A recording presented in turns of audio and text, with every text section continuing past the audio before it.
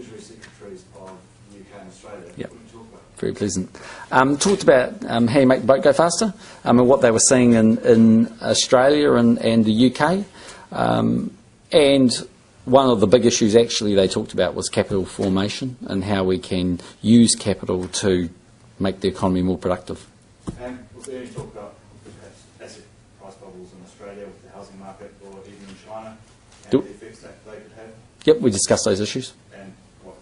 Well, we just recognise that they are issues. They're there. I mean, one of the reasons why it's very important you don't get housing bubbles is you end up, if you do, in the situation as Ireland's finding itself now. And how dangerous are these issues? Well, I wouldn't want to comment on Australia because I'm not the expert in it, but I certainly asked them whether they thought that was an issue and how they thought that might play out. And what did he say? Well, it's probably not for me to comment verbatim, but we all acknowledge that there's been very high and rapidly increasing house prices in Australia, in parts of Australia. And is he worried about that? Well, I wouldn't want to put words in his mouth. What about in China? Well, again, I think if you can look at the Chinese government's been taking steps to try and solve that issue, ultimately limiting house purchases to one house, I think, per person at the moment. So they are taking steps to address what they perceive to be a problem. And you want New Zealand to get onto that China train. Will this perhaps slow down our growth?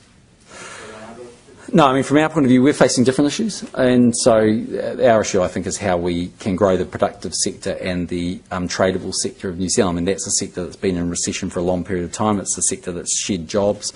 We know that we should be doing a lot better there. We know that commodity prices are supporting New Zealand growing its export volume and value, and that's what the government's focused on. But can we still grow that tradable sector if there's a slowdown in both Australia and China? What makes it more difficult, because clearly a lot of our big markets, number one is Australia and number two is China. So that's, as I've noted in my speeches before, there are some externalities which are beyond our control, but we would obviously hope that there is a strong Australian economy and a strong Chinese economy to support our economy.